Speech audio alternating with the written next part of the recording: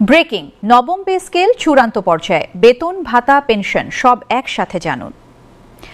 দর্শক আসসালামু আলাইকুম। আজকের এই ভিডিওটি শুরু করার আগে একটাই কথা বলবো, যদি আপনি বা আপনার পরিবারের কেউ সরকারি চাকরি করেন, অবসরে আছেন অথবা সরকারি চাকরির প্রস্তুতি নিচ্ছেন, তাহলে এই ভিডিওটি আপনার জন্যই তৈরি। কারণ আজ এমন কিছু তথ্য আমাদের হাতে এসেছে যা এখন পর্যন্ত অন্য কোথাও এতটা বিস্তারিতভাবে আসেনি। নবম পে স্কেল নিয়ে আজ আমরা কথা বলবো।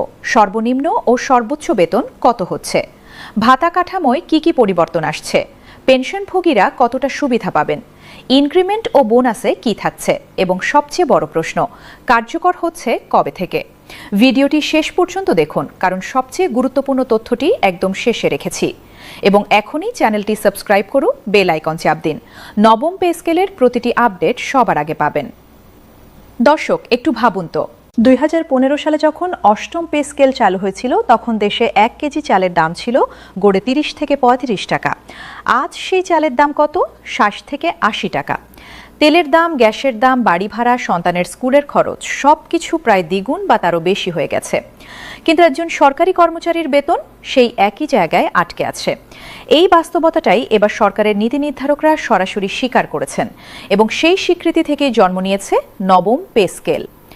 প্রথম বিষয়, গেজেট কবে আসছে?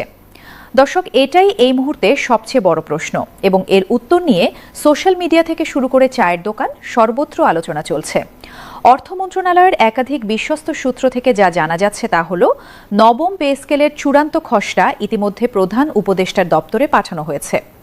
পে কমিশনের সুপারিশ, অর্থ বিভাগের পর্যালোচনা এবং সংশ্লিষ্ট মন্ত্রণালয়গুলোর মতামত সব মিলিয়ে একটি পূর্ণাঙ্গ প্রস্তাব এখন চূড়ান্ত অনুমোদনের দোরগোড়ায়। সবকিছু যদি নির্ধারিত সময়সূচি অনুযায়ী চলে, তাহলে এপ্রিল মাসের মধ্যেই গেজেট জারির সম্ভাবনা রয়েছে।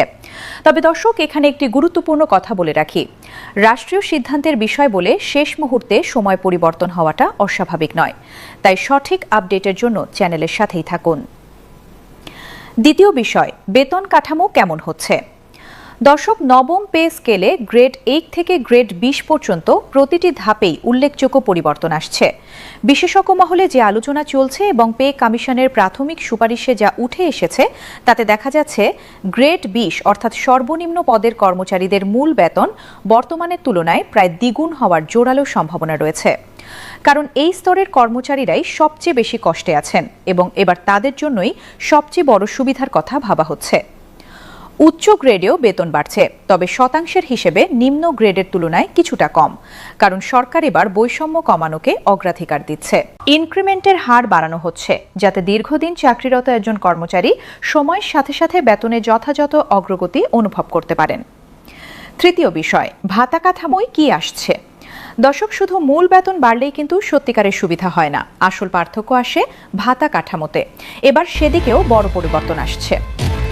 বাড়ি ভাড়া ভাতা, বর্তমানে ঢাকায় যে হারে বাড়ি ভাড়া দেওয়া হয় তা বাস্তবের ধারে কাছেও নেই। নতুন স্কেলে এটি উল্লেখযোগ্যভাবে বাড়ানোর প্রস্তাব রয়েছে। বিভাগীয়, শহর ও জেলা পর্যায়েও আলাদা হারে ভাতা নির্ধারণের পরিকল্পনা আছে। চিকিৎসা ভাতা, বর্তমানে চিকিৎসা ভাতা দিয়ে একটি সাধারণ ডাক্তারের ফিও মেটানো সম্ভব নয়। এবার এই ভাতা বাস্তবসম্মতভাবে পুরো নির্ধারণ করা হচ্ছে। যাতায়াত ভাতা, জ্বালানির দাম বৃদ্ধির কথা মাথায় রেখে যাতায়াত ভাতাও নতুনভাবে নির্ধারণ করা হবে।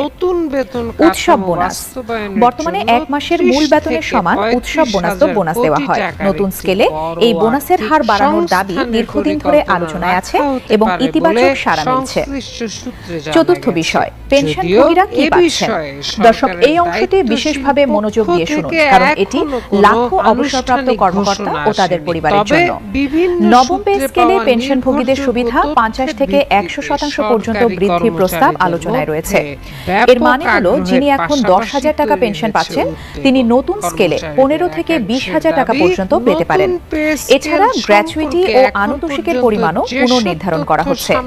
দীর্ঘদিন সরকারের সেবায় থাকার পর যারা অবসরে গেছেন, তারা যেন সম্মানজনক জীবনযাপন করতে পারেন, এটাই লক্ষ্য। পঞ্চম বিষয়, কার্যকর হচ্ছে কবে থেকে? দর্শক, এটাই সেই প্রশ্ন যার জন্য আপনি এতক্ষণ অপেক্ষা করছিলেন।